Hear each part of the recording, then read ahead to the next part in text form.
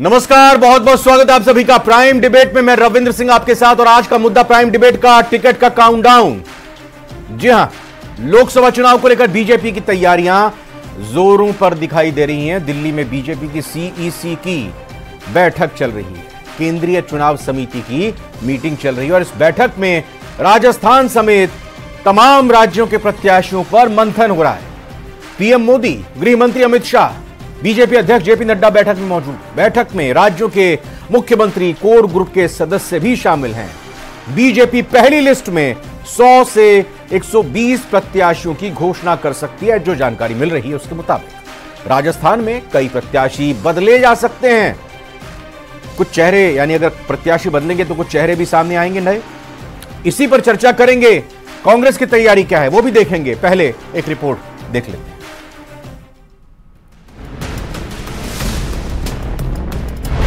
24 का संग्राम, लिस्ट का इंतजार, दिल्ली में मंथन, 100 से ज्यादा नामों पर चिंतन। राजस्थान में बीजेपी के स्पेशल 25 कौन?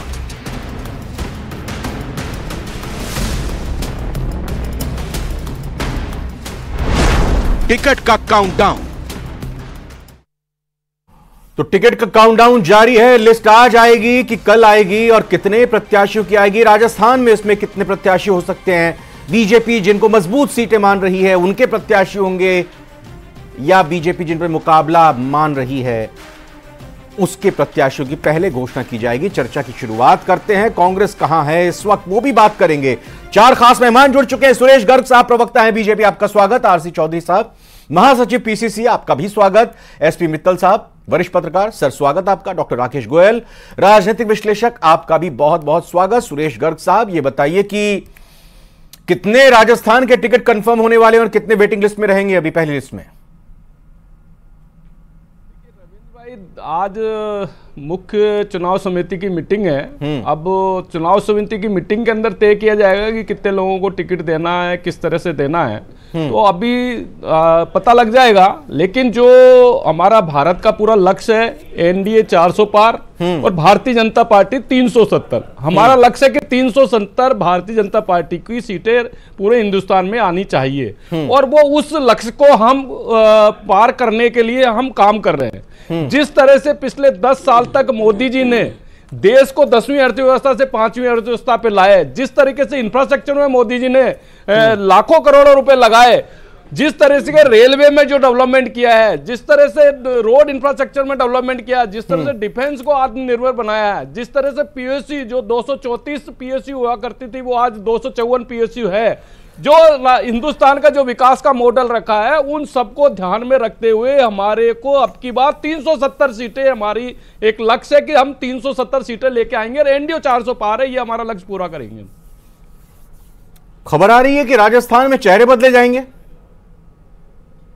देखिए, ये अभी मुख्य चुनाव समिति की मीटिंग है। अब उसमें क्या निर्णय होता है वो चर्चा तो चलती है ना। सुरेश गर्ग साहब, आपस में बातचीत तो होती है कि भाई इस बार इनको टिकट मिलना मुश्किल लग रहा है।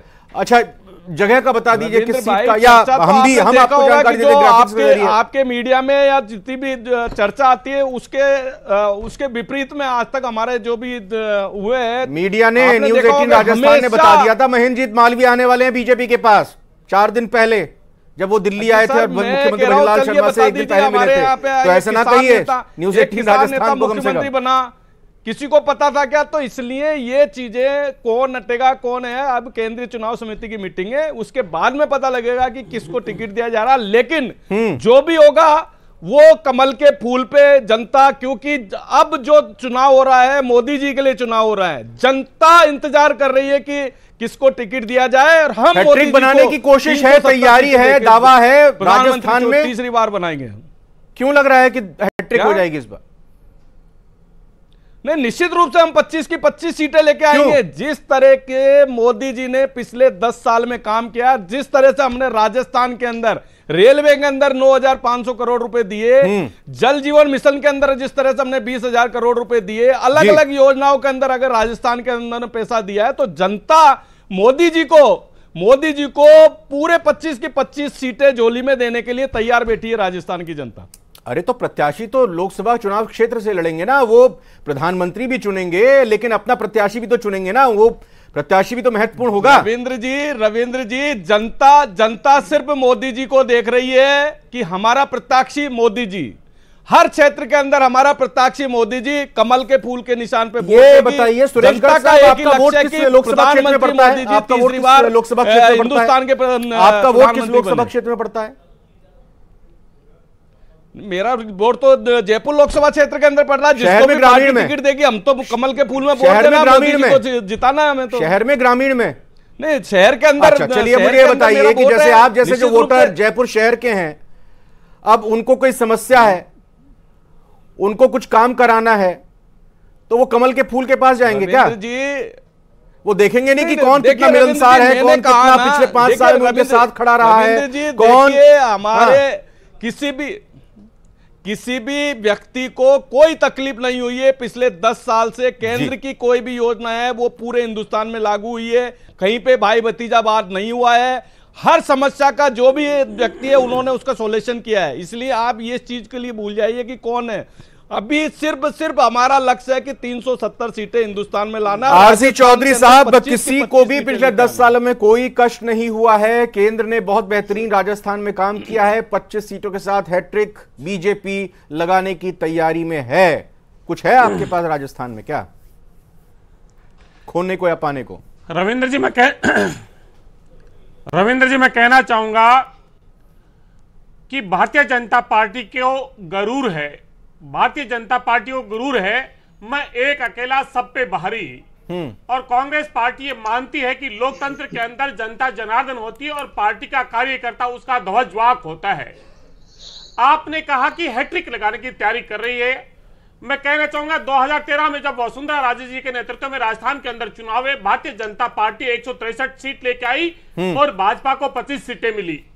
2018 के अंदर अमित शाह जी पार्टी के राष्ट्रीय अध्यक्ष थे और वो कहते थे कि ये अंगद का पांव है, 180 सीट लेके आएंगे।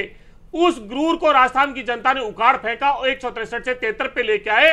और दूसरी बार 2019 के अंदर एनडीए की 25 सीटें आई थी। मैं आपसे गुजारिश करना चाहता हूं और अपनी वक्तव्य को और शब्दकोश को ठीक कर लें। भारतीय जनता पार्टी की नहीं, एनडीए की 25 सीटें थी। और मैं अब कहना चाहूंगा कि 2023 का जो विधानसभा का चुनाव नरेंद्र मोदी जी ने बीजेपी की 24 थी और बीजेपी की 24 थी, एनडीए की 25 थी। ठीक है। अब मैं कहना चाहता हूं कि 2023 का जो विधानसभा चुनाव हुआ, उस विधानसभा चुनाव के अंदर भारतीय जनता पार्टी ने तमाम जो गलत नैरेटिव बनाने का जो राजस्थान के अंदर काम किया, प्रधानमंत्री नरेंद्र मोदी जी ने राजस्थान की 8 करोड़ जनता के सामने जो गारंटी रखी थी जी, पंजाब और हरियाणा से पेट्रोल डीजल राजस्थान में सस्ता, 3 महीने बीत गए। किसान सम्मान निधि 12,000 नहीं करी। उन्होंने कहा कि पेंशन जो वर्ग को मिलती है वो 1,500 रुपए, उससे सिर्फ 150 रुपए बढ़ाया, जो कांग्रेस ने कानूनी अधिकार दिया। उन्होंने कहा कि युवाओं को हम रोजगार का कैलेंडर जारी कर देंगे। कैलेंडर की कोई चर्चा नहीं, लेकिन चाहे राजीव गांधी युवा मित्र हो, चाहे विद्या संबल योजना के जो अभ्यर्थी हो। तो चौधरी साहब, आपको इन कारणों से लगता है कि इस बार कांग्रेस की 25 सीटें आने वाली हैं? मैं ये कहता हूं कि राजस्थान की जनता की सूझ और बूझ पे कांग्रेस पार्टी को पूरा भरोसा है। जब राजस्थान के अंदर कांग्रेस की सरकार बना के भारतीय जनता पार्टी और एनडीए को 25 सीटें दे सकती है, तो राजस्थान की जो जनता आज भी 11 लोकसभा क्षेत्र के अंदर भारतीय जनता पार्टी से कांग्रेस के वोट ज्यादा हैं। इसलिए जनता अपने मुद्दों की चर्चा करेगी, मुद्दों पे बात करेगी। 5 साल सरकार थी आपकी, कितना भी दम भर के 41% से 5 साल राज्य में सरकार थी आपकी, तो आपके कामकाज पर सरकार रिपीट नहीं हो पाई। अगर काम की बात थी आप मैं ये कहना चाहूंगा, मैं ये कहना चाहूंगा कि जो नरेंद्र मोदी जी के नेतृत्व, जिसको सबसे बड़ा पार्टी से बड़ा एक व्यक्ति को मान लिया भारतीय जनता पार्टी ने, ये उनका अपना एक अंदरूनी मामला है। भारतीय जनता पार्टी ने उनको चेहरा मान लिया, ये उनका अंदरूनी मामला है। 2019 के अंदर भारतीय जनता पार्टी के पास में कमल नहीं था, राहुल गांधी क्या है, सोनिया गांधी क्या है, के झंडे पे थी। प्रियंका गांधी, प्रधानमंत्री नरेंद्र मोदी जी कमल पे वोट नहीं मांगा। उन्होंने कहा कि देश के पुलवामा के 40 शहीदों की शहादत के नाम पे एक बार वोट दीजिए। उस भारतीय जनता पार्टी को राजस्थान का ही नहीं, देश का हर वर्ग उन मुद्दों का पूछेगा जो प्रधानमंत्री नरेंद्र मोदी जी ने जनता की अदालत के अंदर और अच्छा चौधरी साहब, एक चीज का जवाब दीजिए। देखिए आपने अपनी बात रखी, मुझे एक चीज का जवाब दीजिए भाई। बीजेपी की तो बैठकें चल रही हैं, हो सकता है आज या कल 100 सीटों तक प्रत्याशियों के नामों का ऐलान हो जाए। तो अभी न्याय यात्रा जब राहुल गांधी की कंप्लीट हो जाएगी, फिर उसके बाद इत्मीनान से बैठकर लिस्ट फाइनल करेंगे, या अभी कुछ और इसको लेकर हम बताएं कि तैयारी है कांग्रेस की? रविंद्र जी, मुझे खुशी है कि आप इतना कांग्रेस की चिंता करते हैं।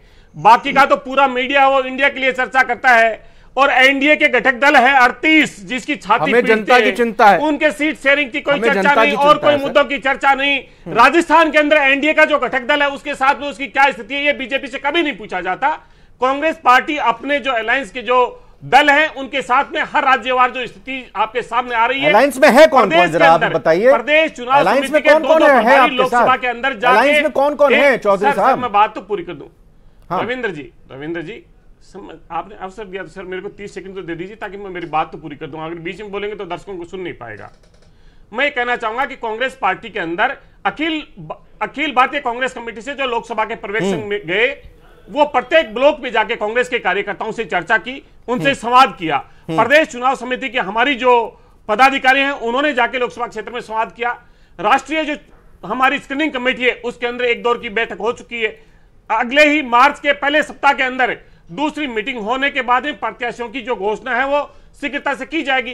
पहले कौन आगे कौन इससे कोई फर्क नहीं पड़ता। फर्क इस बात से पड़ता है कि आप अपने लोगों के साथ में कितना संवाद करते हो, आप अपने कार्यकर्ताओं के साथ में कितनी चर्चा करते हो। मैं सोचता हूं कि ये सबसे ज्यादा महत्वपूर्ण है जो कांग्रेस पार्टी कर रही है। हमारे जो प्रदेश अध्यक्ष डोटासरा जी हैं, प्रभारी रंधावा जी हैं और नेता प्रतिपक्ष जूली साहब हैं, वो 11 लोकसभाओं क्षेत्र के अंदर जाके लगातार मुख्यमंत्री अशोक गहलोत जी भी हैं, सचिन पायलट जी भी हैं, 10 साल की नाकामी को उजागर कर रहे हैं। नाम ले लें, उल्लेख कर लें तो अच्छा रहेगा, थोड़ा सभी एकजुटता नजर आएगी। बहरहाल एसपी मित्तल सर, ये बताइए कि बीजेपी की रणनीति प्रत्याशियों के नाम के ऐलान को लेकर आप कैसे देखते हैं, और कांग्रेस जो अभी काम को आगे बढ़ा रही है उसको कैसे देखते हैं? और एक चीज ये बीजेपी के लिहाज से कहा जा रहा है कि एक तबका ये कह रहा है, एक जानकारी ये आ रही है कि जो मजबूत सीटें हैं उनके प्रत्याशियों का नाम का ऐलान होगा। दूसरा कह रहा है कि जहां पर मार्जिन कम रह गया, थोड़ी मुश्किल है, वहां पर नामों का ऐलान होगा। तो कैसे देखते हैं? और दूसरी तरफ कांग्रेस की रणनीति क्या नजर आ रही है? मित्तल सर।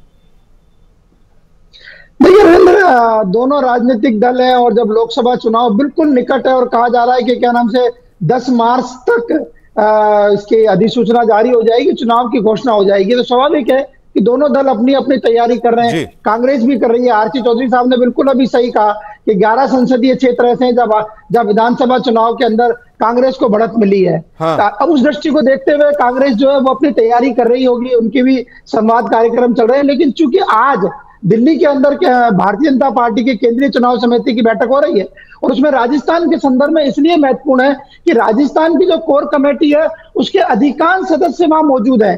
तो इसलिए माना यह जा सकता है कि राजस्थान के जो भाजपा के जो उम्मीदवार कोर कमेटी की बैठक में वो नहीं दिखी थी, लेकिन आज इस सीईसी की बैठक में वो दिखाई दी हैं। वसुंधरा राजे की बात कर रहे हैं आप रविंद्र?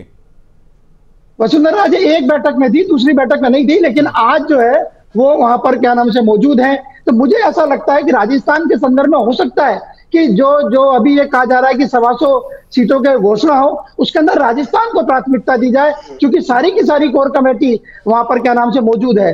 तो ऐसी स्थिति के अंदर जो भारतीय जनता पार्टी है वो कहा जा सकता है कि पहले राउंड में जो चुनाव उम्मीदवारों की जो घोषणा होगी उसमें शायद आगे निकल सकती है। लेकिन जहां तक भारतीय जनता पार्टी का सवाल है तो आप देखिए विधानसभा चुनाव से उन्होंने लोकसभा की तैयारी शुरू कर दी थी, इसीलिए 6 सांसदों को उन्होंने क्या नाम से विधायक का टिकट दिया, उसमें से 3 जीते और 3 हारे। मेरा ऐसा मानना है कि ये जो 6 संसदीय क्षेत्र हैं इनमें नए चेहरे आपको देखने को मिलेंगे। जो 3 सांसद जो हारे हैं उनको क्या नाम से टिकट नहीं दिया जाएगा। इसी प्रकार ये जो बड़ी बड़ी जो सीटें हैं, चाहे वो क्या नाम से ओम बिरला की हो, चाहे वो गजेंद्र सिंह शेखावत की हो, अर्जुन मेघवाल की हो, मुझे लगता है कि क्या नाम से इनको रिपीट करने की बात होगी। लेकिन जो दूसरी सीटें हैं वो रोका जाएगा इसलिए भी कि अभी ये देखना होगा कि कितने कांग्रेस के नेता भारतीय जनता पार्टी में शामिल होते हैं। आपको पता है कि हाल ही में महेंद्रजीत सिंह मालवीय, जो कि डूंगरपुर और बांसवाड़ा सीट पर प्रभाव रखते हैं, उनको भारतीय जनता पार्टी में शामिल किया है। हो सकता है उनको उम्मीदवार ही बनाया जाए। इसी प्रकार नागौर के अंदर भी क्या नाम से कई कांग्रेस के जो सीनियर लीडर है वो लगातार ज्योति मिर्धा है ना वहां पे पहले से ही, वो भी तो दावेदार है। ठीक है, विधानसभा का चुनाव भी वो लड़ी, लेकिन वो भी एक तरह से कहें कि दावेदारी रख रही है। नहीं, जिस तरीके से रिचपाल मिर्धा जी का बयान आया तो मुझे उसमें उससे ऐसा लग रहा है कि वो भी क्या नाम से भारतीय जनता पार्टी में आने के इच्छुक होंगे। और भी कई नेता हैं, और भी ऐसे कई नेता हैं जो क्या नाम से चुनाव से पहले आ सकते हैं। लेकिन राजस्थान के संदर्भ में इसमें कोई दो राय नहीं है कि दिल्ली में आज एक बड़ी बैठक है, महत्वपूर्ण बैठक है। और मैं एक बात और यहां बताना चाहता हूं कि मीडिया में जो सूची, जो संभावित सूची आ रही है, उसमें एक नाम जो राजस्थान से जुड़ा हुआ है, भूपेंद्र यादव, जो क्या नाम से इस समय केंद्रीय मंत्री और राज्यसभा से राजस्थान से सांसद रहे हैं। वो अभी चूंकि उनको सांसद का टिकट नहीं दिया गया, राज्यसभा से नहीं दिया गया, तो कहा जा रहा है कि हरियाणा के भिवानी से वो क्या नाम से उम्मीदवार होंगे। अच्छा राकेश सर, ये बताइए कि हालांकि आरसी चौधरी सर ने कहा कि कोई फर्क नहीं पड़ता, कोई दौड़ नहीं है कि कौन पहले प्रत्याशियों के नामों का ऐलान करता है, लेकिन साइकोलॉजिकली वोटर के मन में क्या छाप छूटती है जब आप पहले प्रत्याशियों की घोषणा कर देते हैं, अपनी तैयारी दिखाते हैं, चाहे बीजेपी हो या कांग्रेस? देखिए रविंद्र जी, निसंदेह इसमें कोई संदेह नहीं है, अगर पहले प्रत्याशियों के नाम आते हैं तो एक एज मिलता है चुनावों में, क्योंकि प्रत्याशी को तैयारी करने का मौका भी मिलता है और जनता को कॉन्फिडेंस में लेने का मौका भी मिलता है।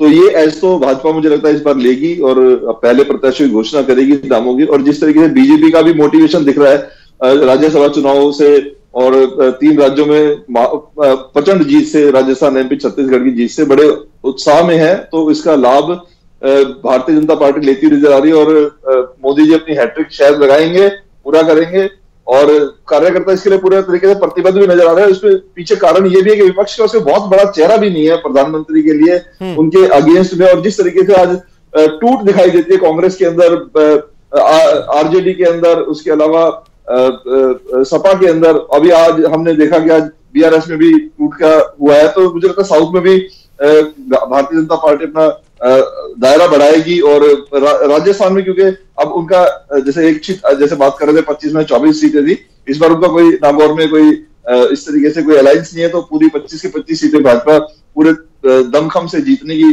प्रयास में। और मुझे लगता है इसमें वो शायद काफी आगे भी नजर आ रहे हैं। भारतीय जनता पार्टी के जितने भी सीनियर लीडरशिप है वो इसके लिए मेहनत कर रहे हैं, कार्यकर्ता पूरी तरीके से प्रतिबद्ध नजर आते हैं। महेंद्रजीत मालवीय तो आ गए बीजेपी में, कहा यह भी जा रहा है कि बांसवाड़ा डूंगरपुर से उनको चुनाव लड़ा दिया जाए। कांग्रेस भी ये सोच समझ रही है कि हो सकता है आगे आने वाले दिनों में कुछ और नेता चले जाएं। बीजेपी भी कहीं ना कहीं अपने तरीके से समीकरण बिठाकर नेताओं को तैयार कर रही है अपने पाले में लाने के लिए। तो इसको आप किस तरह से देखते हैं? क्योंकि अगर विधानसभा चुनावों को अब राजस्थान में देखें तो बीजेपी और कांग्रेस दोनों ही पाले में एक दूसरे के यूं कहें कि सेंध मारी हुई थी, और फिर सुबह वो पार्टी छोड़ के दूसरी पार्टी में गया, शाम को उनको टिकट मिल गया। ऐसे हमने कई चीजें देखी थी। लोकसभा चुनाव में भी क्या इस तरह की स्थिति लगता है कि देखने को मिल सकती है?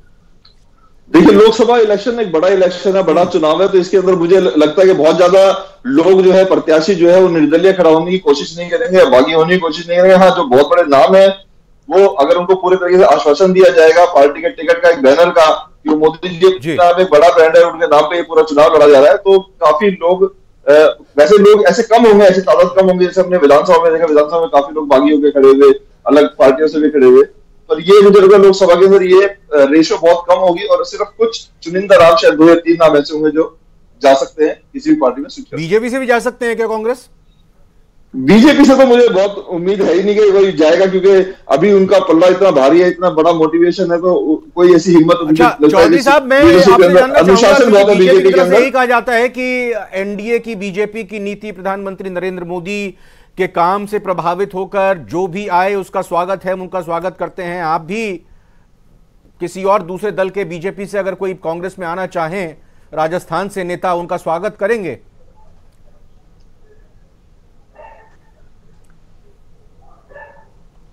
रविंद्र जी, मैं कहना चाहूंगा कि आपके चैनल के ऊपर 2 वरिष्ठ पत्रकार हैं, बेहद जिम्मेदार हैं, और मैं मित्तल साहब का बेहद दिल से भी उनका अभिनंदन, और उनकी गहरी पकड़ है।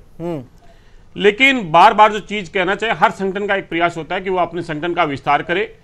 किसी भी विचारधारा को अगर कोई भी व्यक्ति करता है तो सभी राजनीतिक दलों के अंदर ऐसा होता है, और मैं ये कहूं कि कांग्रेस इसको नहीं अपनाना चाहेगी, ये ठीक नहीं है। अच्छा, लेकिन क्या एक व्यक्ति को, जब विधानसभा के चुनाव थे, ज्योति मिर्धा जी ने जब भारतीय जनता पार्टी को ज्वाइन किया, तब बहुत से प्रश्न उठे, बहुत सी डिबेट उठी कि मारवाड़ की दिग्गज नेता ने ज्वाइन कर लिया, ये तमाम सब चीजें होगी।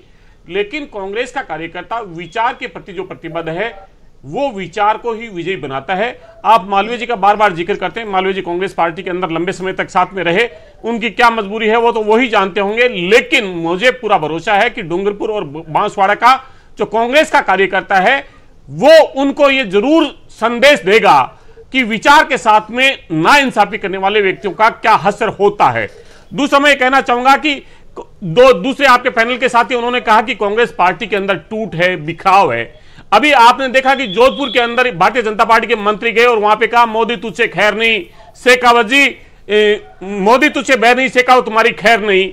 जो मित्तल साहब बैठे, उनके यहाँ पे पूर्व मंत्री अनिता बघेल जी गई और उन्होंने कहा कि जब हमारे हराने वाले अगर आपके पास में बैठे तो हमें क्यों बुलाया है, मतलब संतोष कर लिया कि ठीक है वहां भी चल रहा है, ये कोई और तो बोलता नहीं, और कोई तो बोलता नहीं। तुम्हारे पैनल के तमाम जो लोग हैं वो कांग्रेस की फूट को तो कहेंगे, बीजेपी की फूट को कोई नहीं कहता। इसलिए मुझे अवसर दे, मुझे अवसर दे, अगर आप दे तो मैं बोलूंगा। दिखाई दे रही है हिमाचल, आप देख रहे हैं क्या हो रहा है। कांग्रेस को ये तो देखो कि आपकी क्या स्थिति है। आपके यहाँ तो वो मोहब्बत की दुकान पता नहीं कब की बंद हो चुकी है। वो एक राहुल गांधी जी यात्रा निकालने में लगे हुए हैं, मोहब्बत की दुकान। अरे वो मोहब्बत की दुकान कहाँ है आपकी? आज तक गहलोत जी और सचिन पायलट जी एक नहीं हो पाए, मोहब्बत की दुकान कहाँ है आपकी? तो बताइए ना, आपकी मोहब्बत की दुकान कहाँ है? अच्छा, एक सवाल और ये है चौधरी साहब, ये बताइए कि चेहरे की भी बात की, हमारे दोनों पैनलिस्ट ने ये भी कहा कि भाई कांग्रेस में या विपक्षी गठबंधन में चेहरा नहीं है।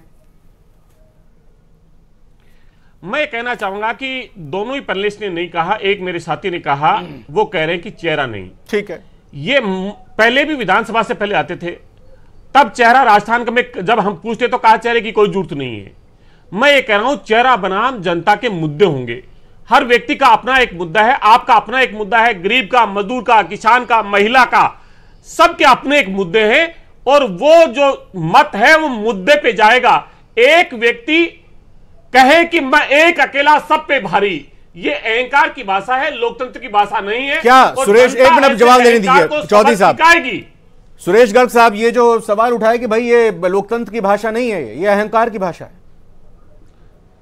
नहीं, अहंकार तो हमारे प्रधानमंत्री मोदी जी में है ही नहीं, बिल्कुल भी अहंकार। जनता की सेवा करते हैं अजीत साहब, वो 18 घंटे तक जनता की सेवा करते हैं। आप देखिए कौन सा क्षेत्र है जिसके अंदर उन्होंने जनता की सेवा नहीं करी है। एक गरीब आदमी के वो पैर छीते हैं, एक गरीब आदमी की पूजा करते हैं। आपने देखा होगा कि जहां जहां, जैसा भी राम मंदिर के अंदर जिन्होंने राम मंदिर निर्माण में काम किया, उनको फूल बरसाए, उनको पर उनकी सेवा की है। तो नरेंद्र मोदी जी के यहाँ पे तो घमंड नाम की बिल्कुल भी चीज नहीं है, वो जनता की सेवा के लिए बने हुए हैं। उस जैसे आदमी को साहब, आज जो विश्व में 77% रेटिंग जिस आदमी की है, उस आदमी से कैसे आप कहां से कैसे मुकाबला? चौधरी साहब, मैं लास्ट में पूछ रहा हूं आपसे, कॉन्फिडेंट हैं कि खाता इस बार खुल रहा है कांग्रेस का? अध्यक्ष राजस्थान में खाता खुल रहा है, ज्यादा टाइम पे अध्यक्ष रही हुई है वो। हाँ, एक जल्दी से मेरे को खत्म करना होगा। चौधरी साहब, खाता खुल रहा है कांग्रेस का?